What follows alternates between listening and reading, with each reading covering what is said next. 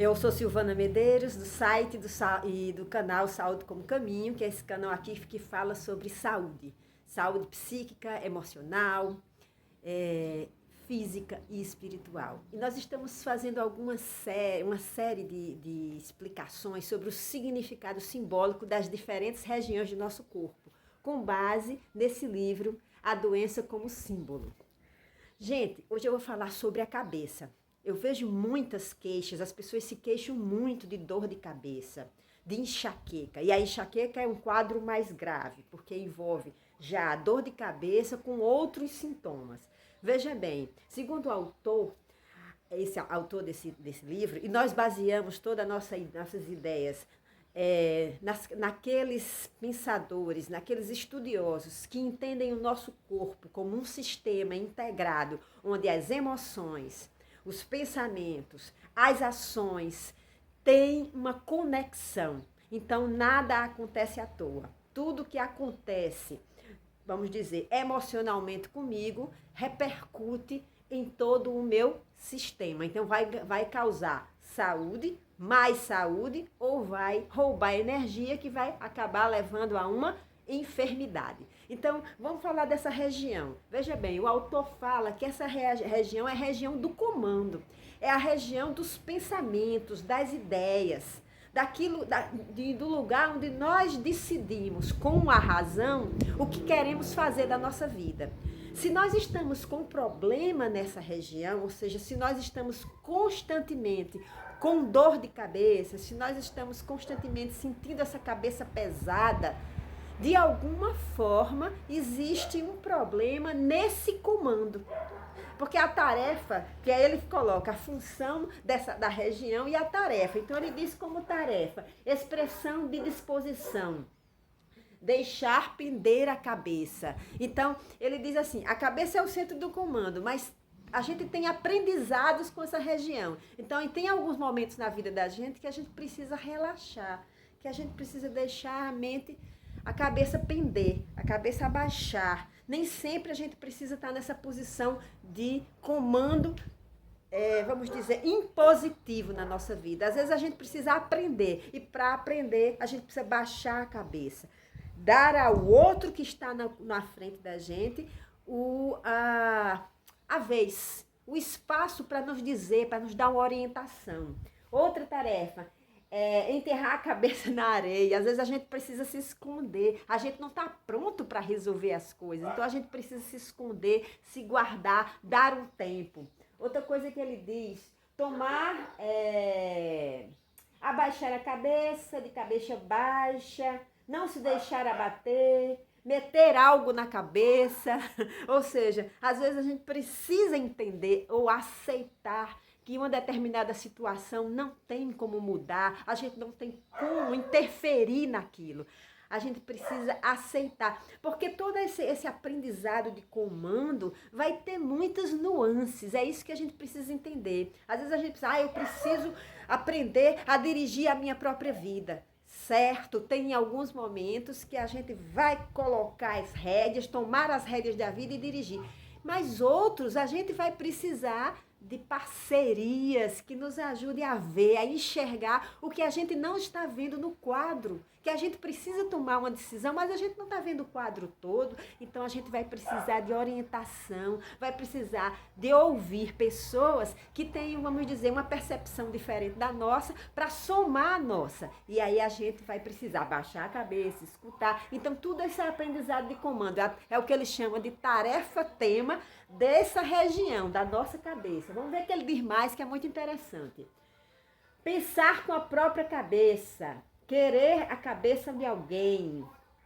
Querer a cabeça de alguém, às vezes a gente quer se vingar e a gente fica com raiva, a gente quer se vingar, quer que o outro pague por aquilo que ele fez. Mas a gente acha isso feio e a gente nega que está com esse desejo. Tem muitas nuances aí que pode gerar um congestionamento. Se eu nego, vamos dizer, um sentimento, uma vontade de vingança. Vamos dizer que eu sou uma pessoa que tem uma ideia de purificação, de querer o bem, de ser generosa. Mas, ao mesmo tempo, dentro de mim, nos meus pensamentos, eu também desejo a vingança. E isso vai gerar o quê? Um conflito de aprendizado, um conflito de decisão, um conflito de gestão da minha cabeça.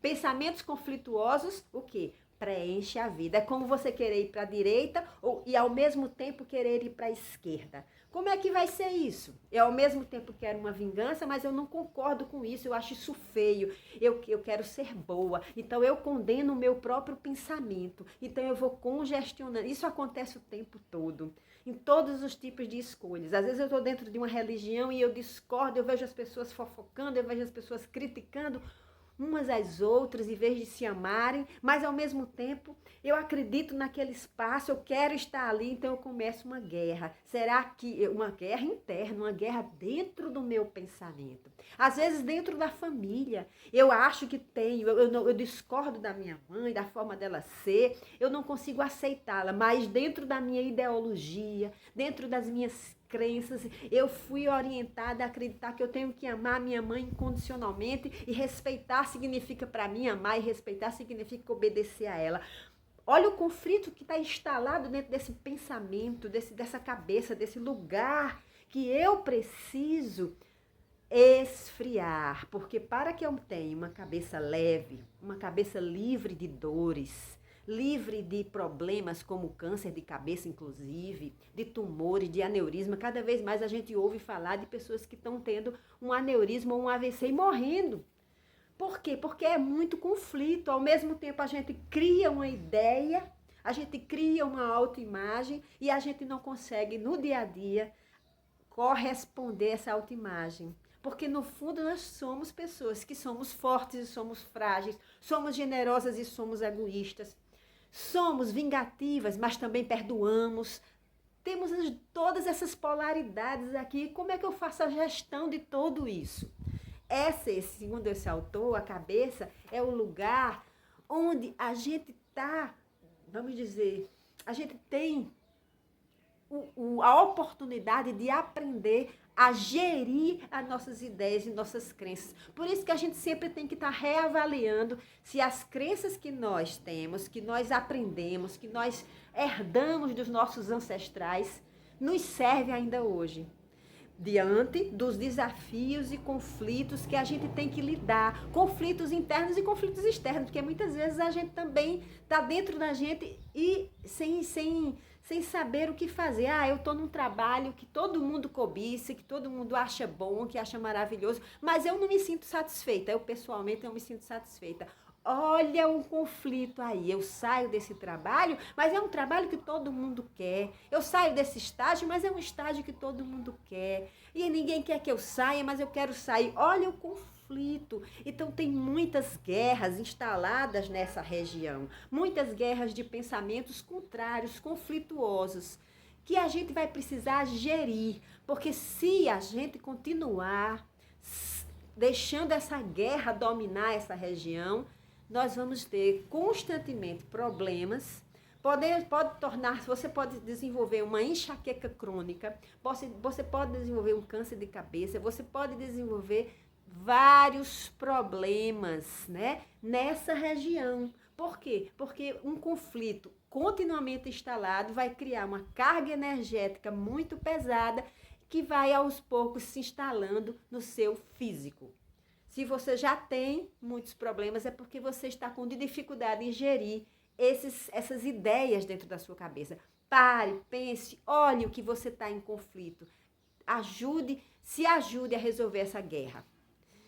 Que você vai ter mais tranquilidade e uma cabeça mais leve. Eu espero que essas ideias ajudem você também a ampliar a sua percepção sobre a vida. E se estiver gostando, se inscreva no canal. Acione o sininho para receber as nossas notificações e compartilhe com seus amigos. Beijo e até o próximo.